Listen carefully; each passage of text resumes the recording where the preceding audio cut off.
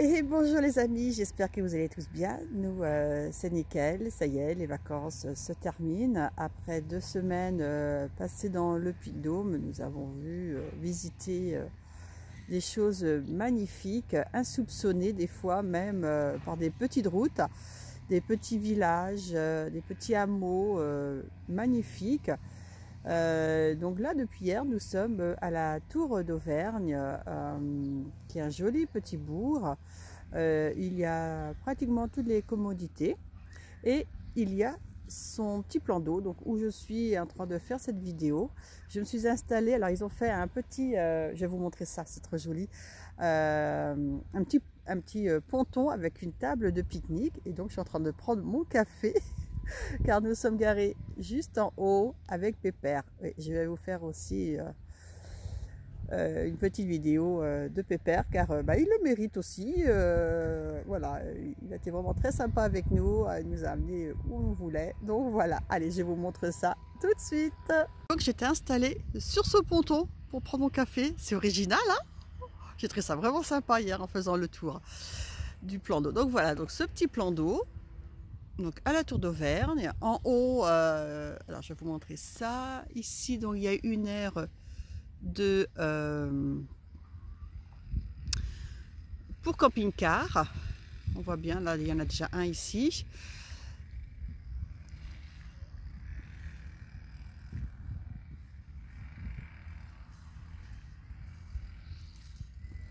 Nous, on ne se gare pas souvent dans les aires de camping-car, on n'aime pas du tout ça, parce que voilà, on est les uns sur les autres. Nous, ce qu'on aime, c'est le calme, la tranquillité, l'espace. Souvent dans les aires de camping-car, il y a des gens qui se couchent tard, qui se lèvent tôt. Donc on n'a pas envie de vivre à leur rythme. Donc voilà, nous prenons souvent les petits bleds avec les petits parkings sympas, un peu éloignés de la route. Bon, parfois, malheureusement, on n'a pas le choix, mais ceci dit, ça reste beaucoup plus tranquille qu'une aire de camping-car. Me voilà de retour auprès de Pépère. Donc nous l'avons acheté il y a 4 ans à un peintre. Le camion, le fourgon était en excellent état. Pardon.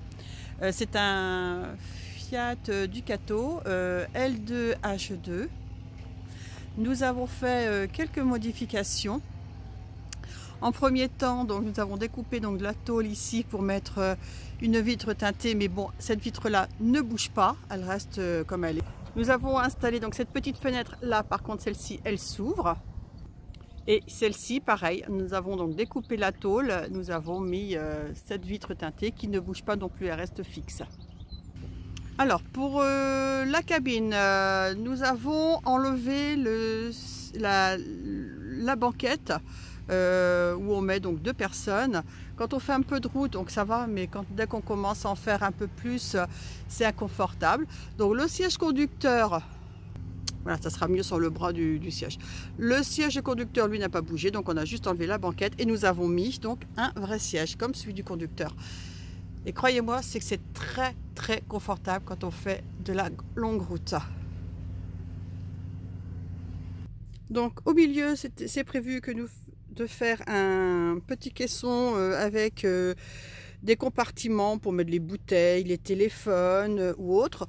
Bon, pour l'instant, ça nous sert d'endroit pour stocker les sacs à dos. Quand il fait beau, voilà, nous avons notre salon à l'extérieur. Et chaque chose a sa place dans le fourgon, hein. Sinon, c'est la pagaille tout de suite. Allez, on continue la visite. Donc là, vous avez le petit coin cuisine.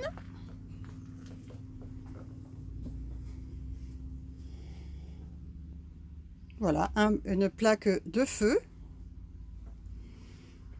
Ici, un petit compartiment. Bon, il y a plein de bonnes choses, hein. Donc voilà, il y a la bouilloire, la cafetière,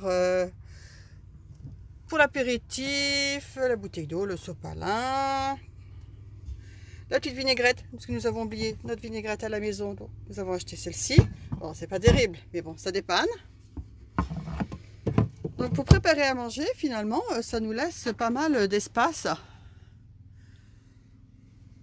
Ensuite, donc il y a 3 compartiments. Donc celui-ci pour la vaisselle.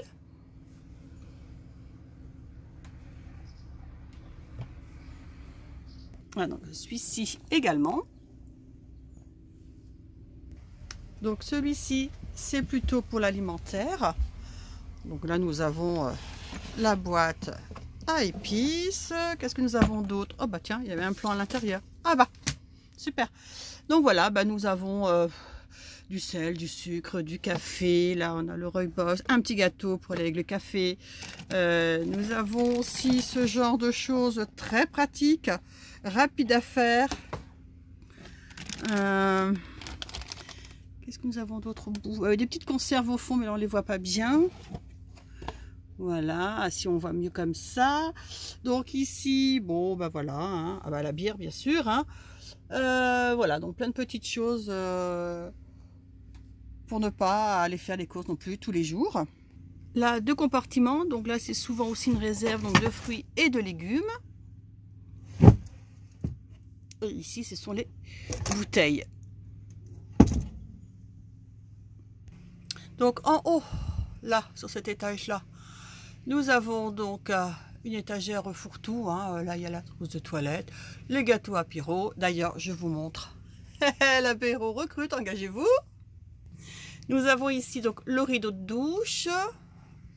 Et puis il doit y avoir 2 ou 3 petites bricoles encore en haut. Mais je suis trop petite, donc je ne peux pas les attraper. Donc là, nous avons encore un petit espace fourre-tout. Et nous avons dû acheter une tapette à mouches parce qu'à un moment donné où nous nous trouvions, nous avons eu une invasion de mouches. Nous avons une batterie 110 ampères pour le stockage. Donc au-dessus du toit du fourgon, il y a un panneau solaire 150 watts relié à ce boîtier. Et la batterie que je vous ai montrée tout à l'heure est aussi reliée au moteur.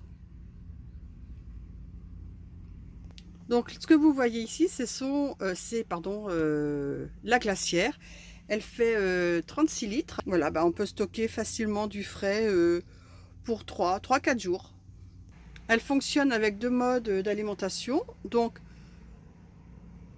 sur la batterie que vous avez vu tout à l'heure et sur secteur. Sur secteur de 220, je ne compte pas de bêtises. Du 220, voilà, c'est ça. Donc là, il y a 2 interrupteurs qui correspondent aux 2 petites lumières LED ici. Nous avons également la petite réglette quand on prépare le repas, quand il fait vraiment bien son, vous voyez, c'est juste au-dessus. Alors les indispensables accessoires, donc ce qui nous reste du balai, bien pratique pour nettoyer le sol, bien sûr. Ensuite, nous avons donc le petit maillet, donc celui-ci pour mettre les piquets pour le Storban. Et nous avons donc notre petite réserve d'eau. Nous avons donc 2 jerrycans de 20 litres, pardon. À l'intérieur, il y a une pompe. Quand on actionne la pompe avec ce système que mon chéri a fait, regardez, je vais brancher ça là. Vous allez entendre le bruit. Alors ça, c'est de la récup d'un ancien stérilisateur. Comment que ça s'appelle ça? Ah zut, je ne sais plus le nom. D'un pulvérisateur, voilà. Donc la pompe est actionnée et donc voilà. Très pratique pour remplir la cafetière, la bouilloire. Pour faire chauffer de l'eau par exemple. Et donc quand on a fini, on le débranche. Donc ce système est relié donc à une fiche là-bas. Nous avons aussi installé un lanterneau. Et donc là le lit qui fait 1,40 m de large. Et une fois que on enlève les housses, ça se termine en table. Je vous montre ça tout de suite. Donc voilà, j'ai défait le lit pour vous montrer comment c'est en dessous. Donc là vous avez les deux banquettes et cette partie-ci c'est la table. Alors donc pour faire la table, nous allons mettre ce tube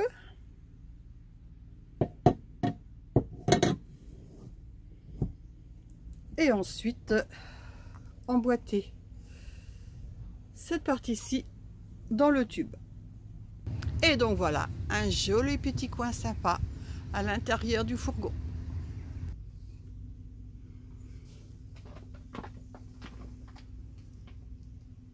Donc là nous avons les WC.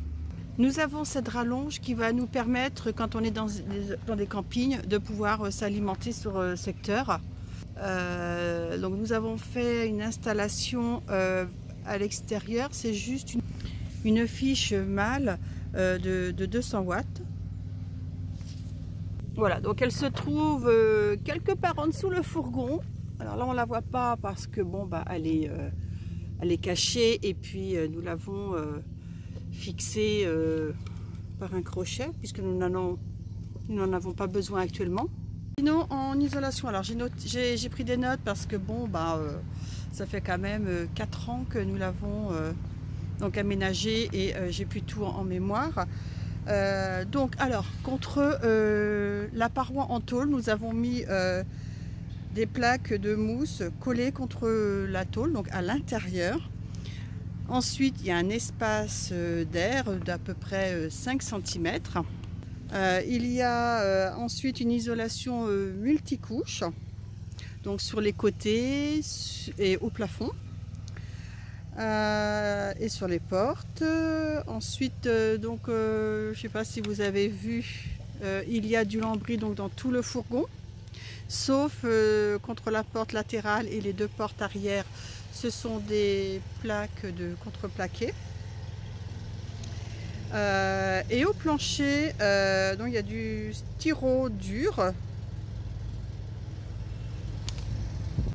Ensuite, il y a du contreplaqué et donc nous avons mis ce système de plaques autocollantes pratique pour laver le sol. Et donc nous avons mis une barre métallique pour ne pas abîmer l'épaisseur donc du styro, le contreplaqué et les plaques. Tous les meubles en bois que vous avez vus, c'est du bois de récup. Les seules choses qui ont été achetées, donc c'est le lanterneau, le panneau solaire, la batterie, les jerrycans, le système de pompe, la glacière, le lambris et puis aussi tout ce qui a besoin pour l'isolation et le siège côté passager. Et écoutez, je vais faire une petite pause de vidéo et ensuite je vous reprends pour vous montrer aussi notre système de douche. J'ai oublié de vous dire que sous chaque banquette, nous avons des caissons.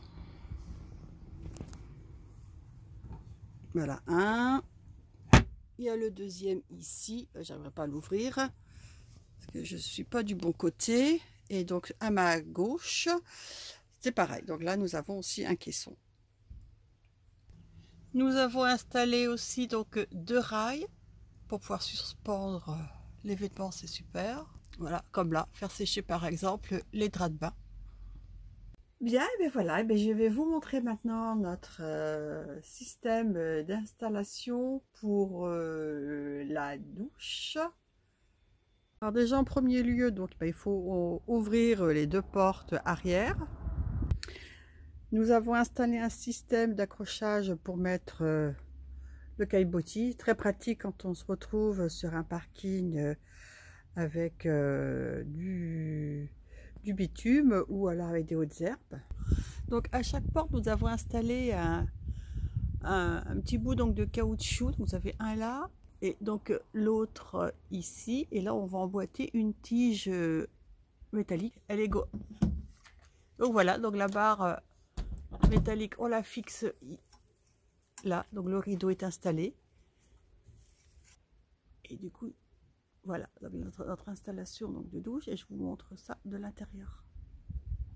Et ce que nous avons aussi bricolé, c'est de mettre donc des petites attaches sur les côtés de la douche qu'on attache ensuite, alors soit comme ça ou alors avec des sangles.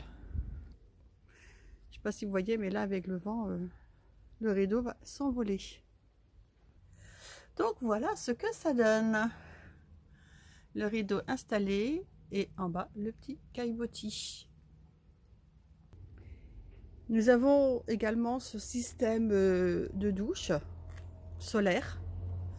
Donc on le remplit donc jusqu'à ce niveau-ci. Et ensuite là vous avez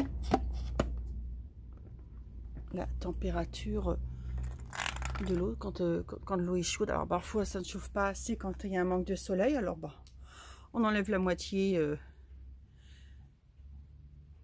de la douche et puis on la fait chauffer et on la remet après dedans.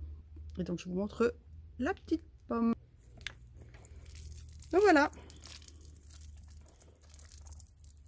Donc c'est nickel. Bon là il n'y a plus beaucoup d'eau hein, parce qu'on est en fin de douche.